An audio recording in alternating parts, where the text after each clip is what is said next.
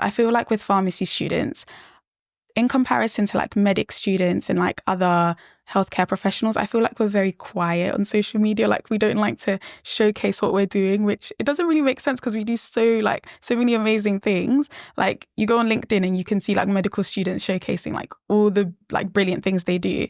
But then when I went to like annual conference, meeting all these pharmacy students who do like all these amazing things, and then I'm like, oh, why didn't you post this on LinkedIn? And they're like, I'm scared. I don't know what to post, or I've never really thought about it. So I think getting us out there on LinkedIn as much as possible will kind of also encourage other pharmacy students to showcase their talent, because you never know where like that LinkedIn post could take you as well. Hey, my name is Anisha Patel, and I'm obsessed with all things career development. Whether that's navigating your professional journey, gaining clarity, or building the confidence to reach your goals, I'm here to support you in crafting your roadmap to success. I've grown a podcast that has reached thousands of people across the globe.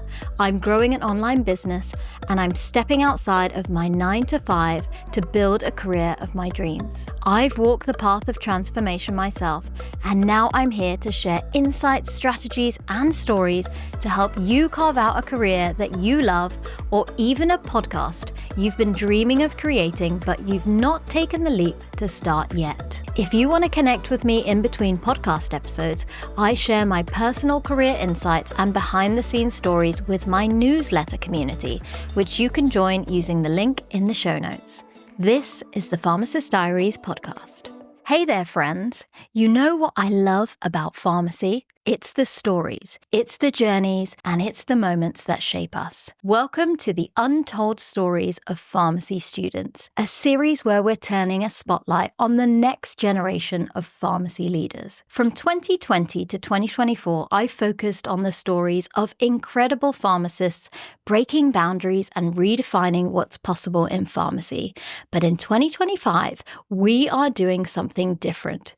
We are flipping the script. You are going to meet the next game changers of tomorrow, 10 extraordinary pharmacy students from the British Pharmaceutical Students Association, who aren't waiting for graduation to make their mark. They are building communities, breaking barriers, rising above challenges, and reshaping what it means to be a pharmacy student in the digital age. In our first episode, I'm sitting down with Rommy Akinnawonu, a third-year student at Keele University. Rommy isn't just studying pharmacy, though.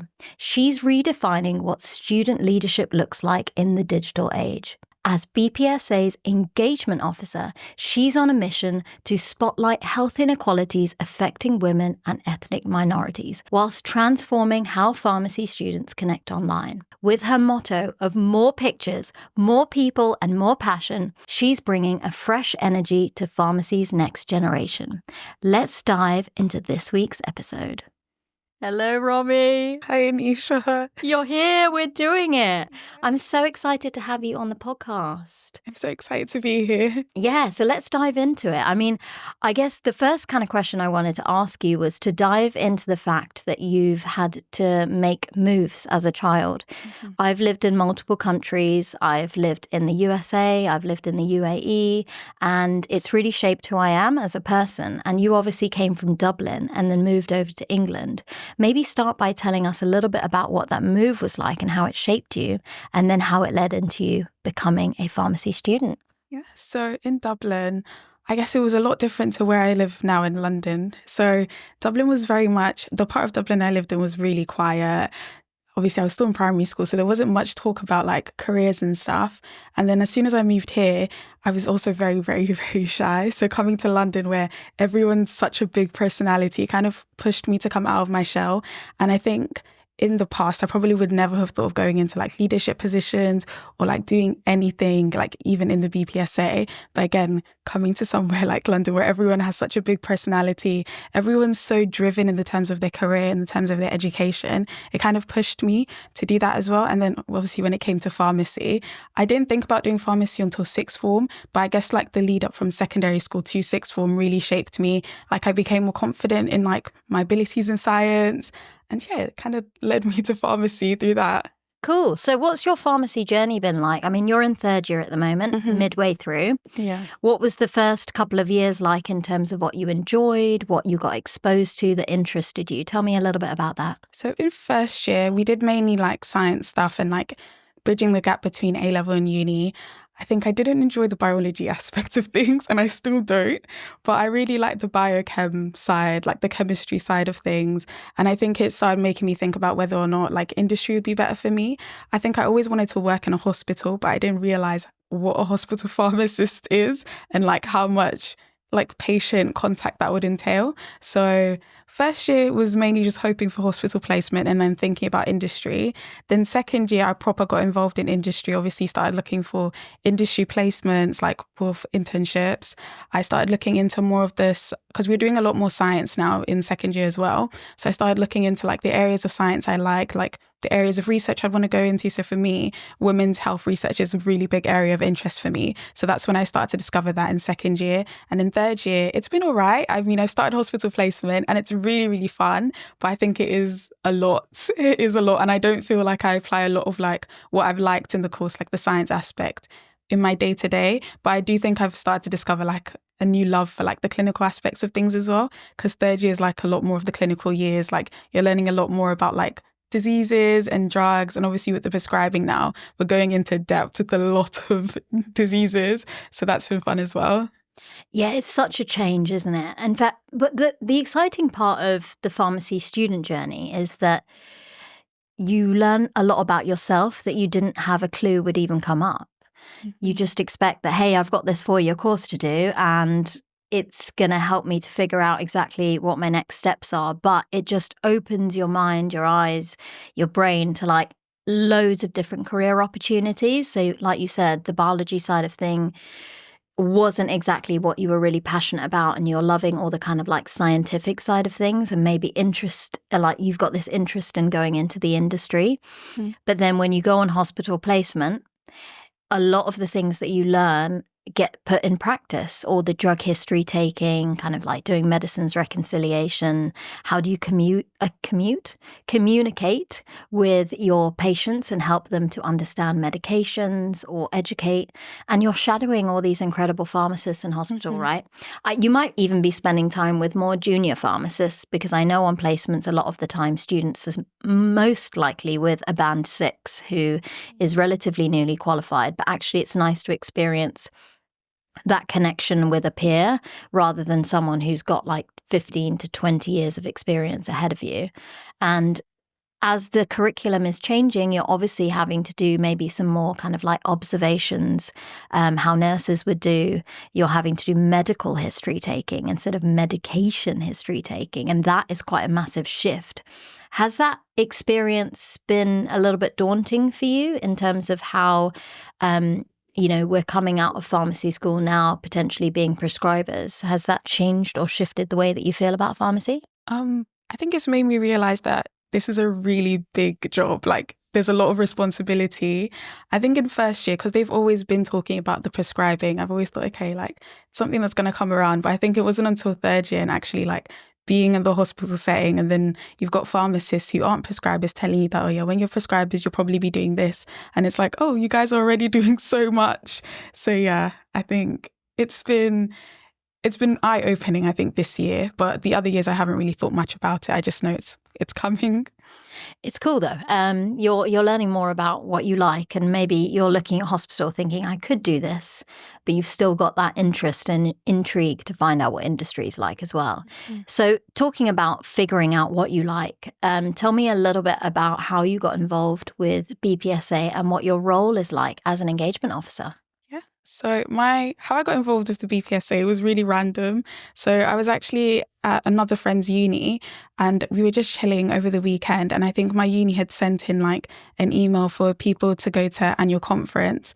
And I think they were going to pay for some of the tickets. So they had like put like a little Google form for who wants to go and like put a reason why you want to go. And I remember thinking, oh, I'm not going to go. Like, I'm not going to, just another one of the uni's emails. And I think my friend was like, oh, the worst thing that could happen is they say no. So just try. So I did. And then I was like, okay, as the time was like coming closer to like the week of annual conference, I was thinking, okay, I don't really know much about this, but it's something to do over the Easter holiday.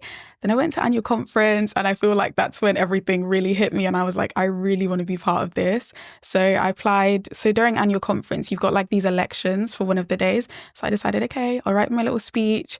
Even if I don't get it, it'll be a good experience to at least put myself out there, talk to people, like talk in front of a bunch of people that before a week ago, I didn't even know who they were. So I did that, and then I managed to land my role as the engagement officer.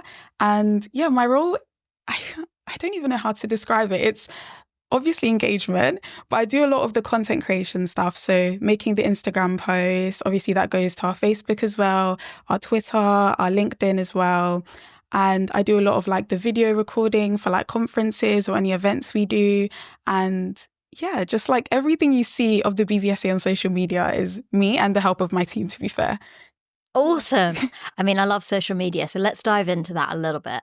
What's your favorite social media platform? TikTok. What? Yeah. Really? Yeah. Do a lot of students like TikTok? Yes. Okay, interesting. I'm not using it that much because I've always focused on Instagram, because I actually genuinely like the scroll on Instagram and looking at what other people are doing. But then I started using it for Pharmacist Diaries. But I've seen the most growth and engagement and change for this podcast from LinkedIn, mainly because obviously a lot of pharmacists, trainee pharmacists, I mean, students are on there, but I'd like to see more students on there. What has kind of shifted your perspective in terms of which social media platform is most valuable for BPSA and getting maybe more members to join, or highlighting what BPSA are doing and engaging the current community you already have? I think it's definitely been like our area conferences and asking people how they found out. And a lot of people, because we posted some of them on LinkedIn, a lot of them on Instagram, a lot of them would be like, oh yeah, I watched the Instagram, or like I found you guys on LinkedIn, or like I didn't really know what to do in pharmacy. I just kind of looked up pharmacy on LinkedIn, and then the BPSA came up. So for me right now, this mandate, I am really trying to push our LinkedIn a lot more, as well as maintaining our Instagram. But yeah, I think LinkedIn is a really good social media platform as well, especially since I feel like with pharmacy students, in comparison to like medic students and like other healthcare professionals, I feel like we're very quiet on social media. Like we don't like to showcase what we're doing, which it doesn't really make sense because we do so many amazing things. Like you go on LinkedIn and you can see like medical students showcasing like all the like brilliant things they do. But then when I went to like annual conference, meeting all these pharmacy students who do like all these amazing things, and then I'm like, oh, why didn't you post this on LinkedIn? And they're like, I'm scared. I don't know what to post, or I've never really thought about it. So I think getting us out there on LinkedIn as much as possible will kind of also encourage other pharmacy students to showcase their talent, because you never know where like that LinkedIn post could take you as well. Cool. And when we talk about content creation, I know that you post about like what's happened at the conferences, as an example, feedback from students, you're highlighting things that are happening within BPSA. How do you come up with the ideas? So if there is a student out there who knows that they could use social media, or they should try using LinkedIn and kind of building their profile, what goes through your mind when you're thinking of ideas on what to post? So for LinkedIn, I just kind of filter through and think about the most important things. Like a lot of students are looking for networking opportunities. So like, for example, I'll say that, yeah, our area conferences are a great way to network with people, meet other pharmacy students. Because I think another thing is the pharmacy world sometimes as a student, it does feel a bit lonely. Like sometimes you only know pharmacy students in your school of pharmacy. So telling like pharmacy students, okay, you can meet like the other pharmacy students in your area, because obviously we're split into different areas, that gets people like engaged. I think also just telling them like a lot of the time study stuff works as well. So like with our webinars, sometimes like just saying, okay, we'll give study tips, like that gets people as well. Or like, for example, some of the area conferences, depending on the topic, some of them do offer like tips and tricks for like studying. I think one of them was on international pharmacy students, and then he offered like tips and tricks on like as a pharmacy student that's come from an international country. So like promoting that as well is really, really helpful. Awesome. I love that you're trying to use all these different platforms. And I think actually pharmacy does need to have a voice. Like we do need to speak up online. I mean, it's one of the reasons why I started the podcast in the first place. I genuinely feel that pharmacy is so quiet and pharmacists don't necessarily showcase what they're doing. And now I have, 170 plus episodes showcasing the incredible journeys, the stories, and the exciting things that pharmacists are doing. And now it's starting to motivate other people to think, well, what can I do? How can I share my opinion or my experience or what I'm doing on a ward every day? I love the day in the life stories. I'm not as good as actually creating video content about day in the life, but the younger generation are amazing at creating cool content when it comes to what they do as a student. And I've seen a really successful King's College London pharmacy student who's got an amazing YouTube channel, and pharmacy students are loving that as well. Have you thought about setting up a YouTube channel for BPSA? I think we have a YouTube, but I don't think we're very active on it. But that's another thing possibly to think about for the rest of this mandate and the next mandate as well, how we could showcase what everyone does on a day-to-day basis on our YouTube. I think we do upload like our webinars and like not the conferences, but maybe highlights from the conferences. But we have thought about moving to YouTube Shorts as well, posting some of like the content that will usually go on our TikTok or Instagram or YouTube Shorts. But yeah, YouTube is definitely an idea. I'm giving you more work to do. Yeah. No, one of the things I like about YouTube is they're focusing on community. So they've got like a community aspect. So if you've got students who struggle to meet other students or figure out what other problems students are facing and feel like, hey, we're all in this together, because it's not an easy journey studying pharmacy. There's a lot going on that the community element's quite useful in terms of engaging more kind of like chat and kind of feedback. So that's always useful. And talking about all the things that you do, I mean, you're a pharmacy student, you're doing things for BPSA, you're a cheerleader. Yeah. How do you manage all your time and get everything done? A lot of coffee and Red Bull.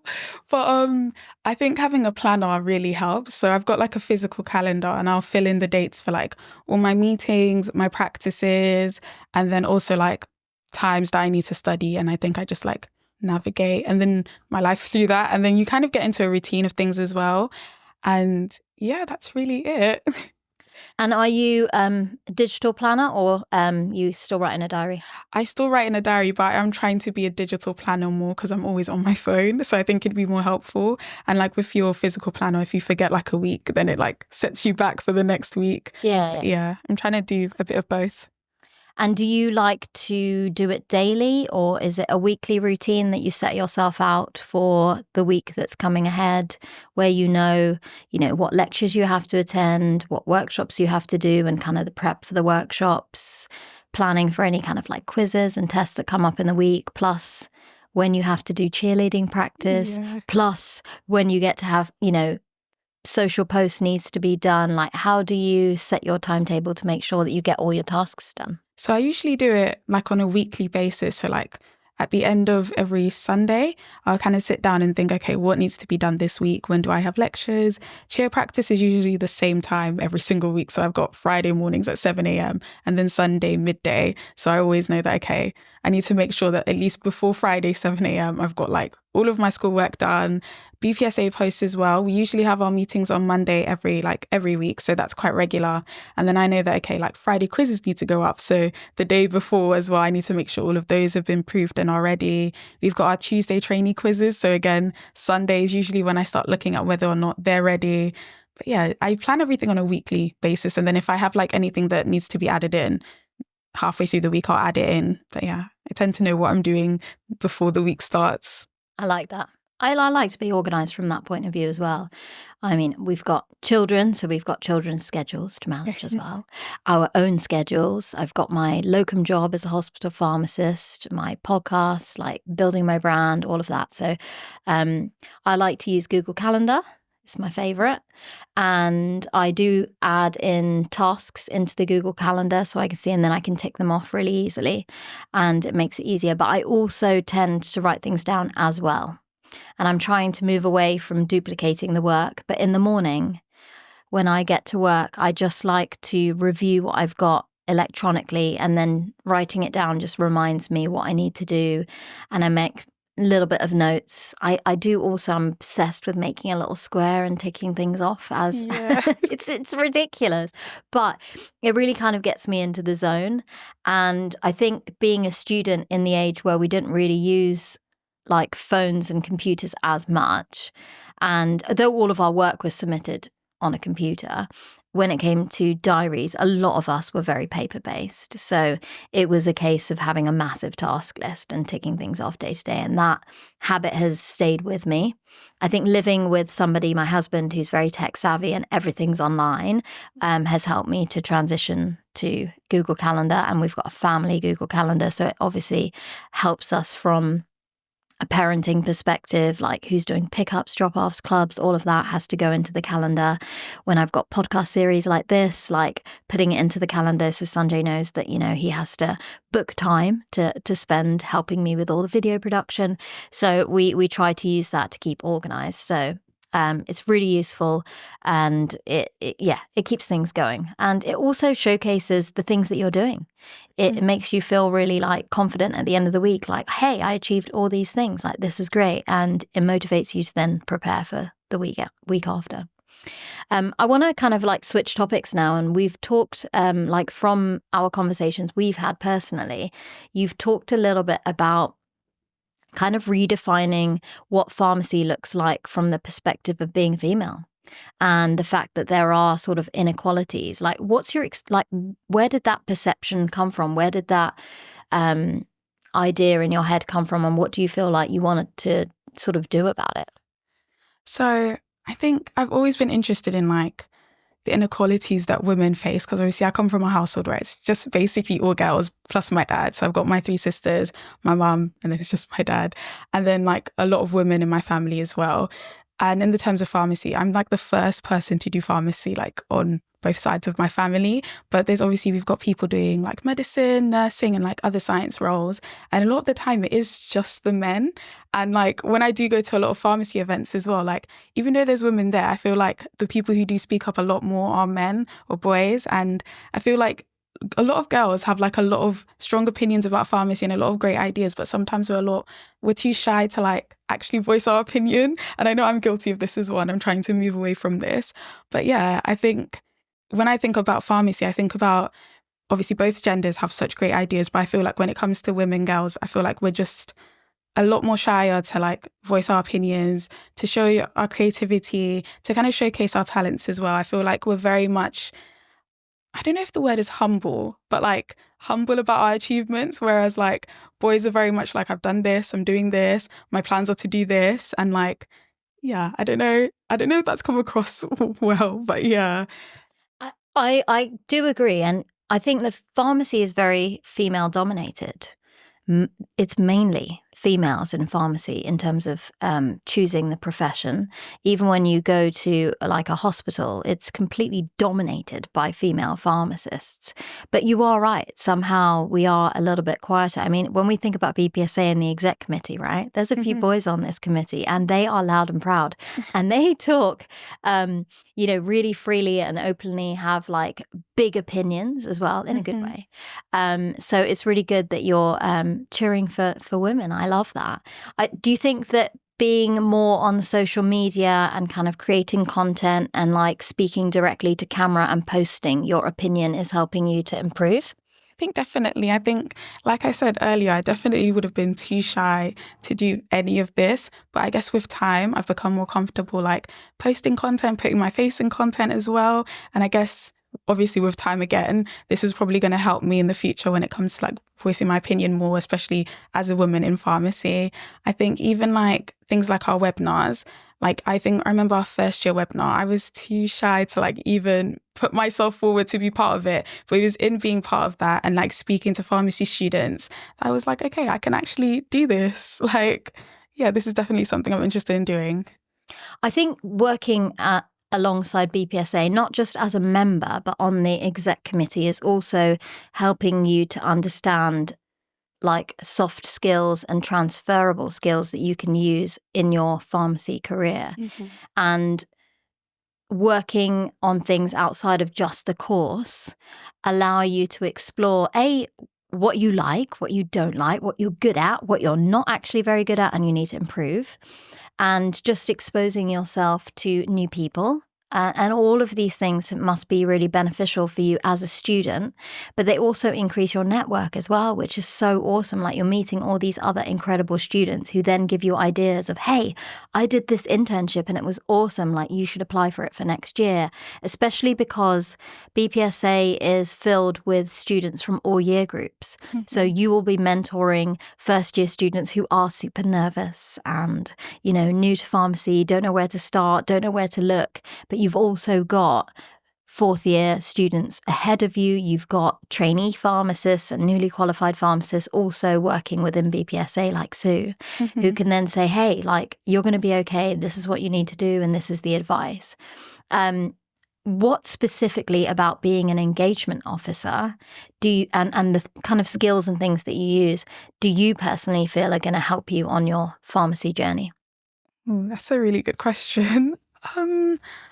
I think one thing would obviously be, because I've got to create so much content, it's forced me to be a lot more organized, which I know like post-university is going to really help.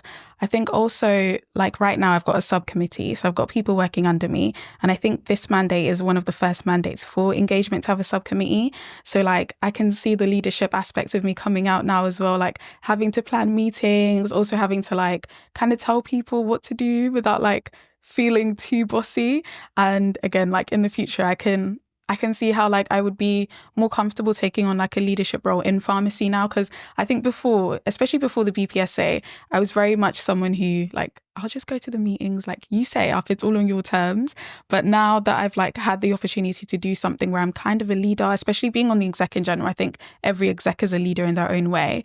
But like having my own subcommittee and like leading things there has kind of made me think, okay, like I'm actually capable of doing this, like, yeah, if that makes sense. Yeah, totally. What you should do, I'm going to give you advice now, is when you look at your role with the executive committee and all the things you do, I mean, you could make a task list of like the main responsibilities that you've had. Do you guys have job descriptions as part of your roles or not really? Not really. Okay. Yeah. So make a list of all the things that you would do on a day-to-day or week-to-week basis. And looking at those responsibilities, link them directly to the skills that you actually have to use. Because when you get to the point where you do your training year or you're applying for your first job as a pharmacist, this experience of working with BPSA will be an amazing way to showcase who you are and the unique elements of Rommy and what she's done, what she's achieved, how she's put herself out there in different ways and what she's learned. And those skills, when you write them down, you can then obviously bring them back into an interview. So when someone asks you a question like, what extracurricular activities, you're not just necessarily just listing, oh, I'm on this committee, this is the role. You're actually bringing it back to some of the skills that they've got in the job description. So then you can say, actually, I know for this job, I need this, this, and this. And this is how I've already learned those skills and how I'm utilizing them in practice and how I can then use them in this job to land yourself the job. Yeah. Yes. Thank you so much. I think that would be really valuable. And sometimes you don't realize that there is a massive link or how you make that link, because at the end of the day, interviews, you're selling yourself. You're selling who you are, what you love, what you're passionate about, what you're good at. Where did you get those strengths from? And being able to tell that story is going to be really, really valuable. And you've done loads and like, I love it. One last question I have is that you've obviously done some internships as part of your journey. Can you just share a little bit about what those internships are? And kind of, again, like, what did you learn from those experiences? Yeah. So my first internship, I did it with a company in women's health. So they're called Theramex. And I did it with their regulatory affairs department. And how I got that was literally from messaging people on LinkedIn. I think I had messaged like a bunch of companies and it was through messaging one person. They signpost me to another person and they were like, yeah, like we've got a space for an internship.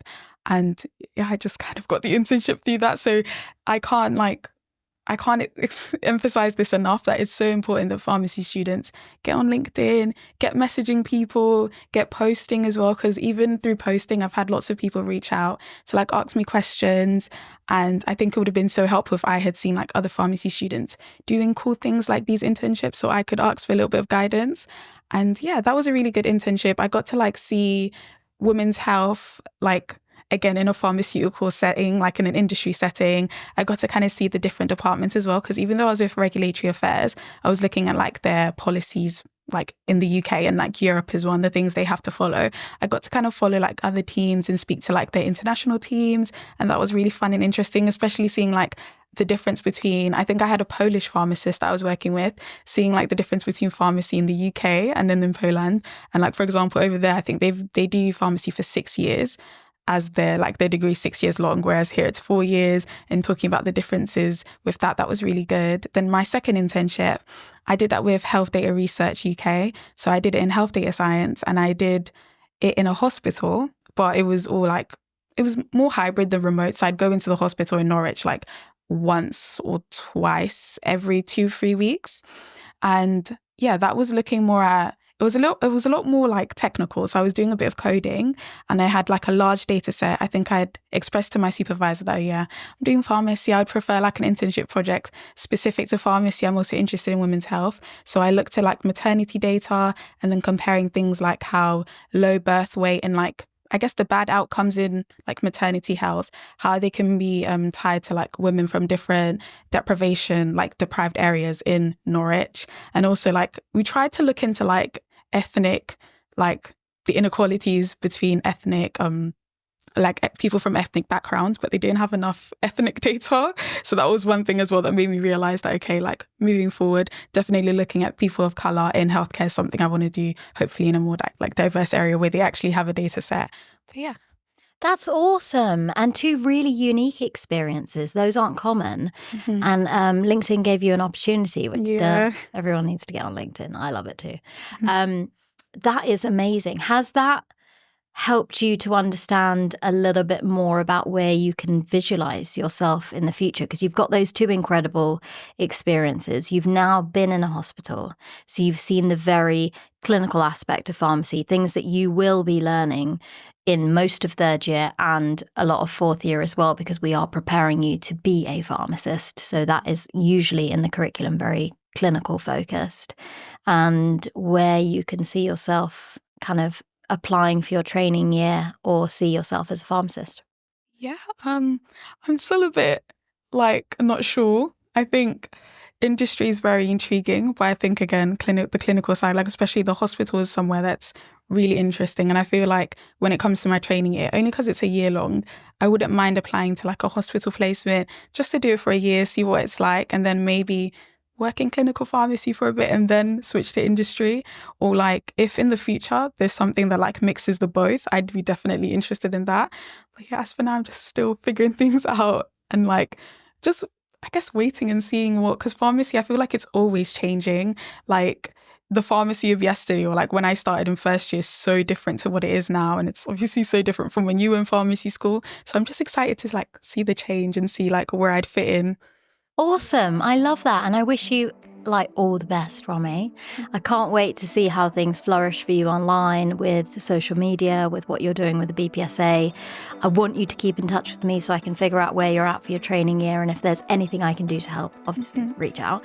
But thank you so much for your time today for this podcast. You went out of your comfort zone to try something new and you did an amazing job. So good for you. And thanks for being here. Thank you for having me.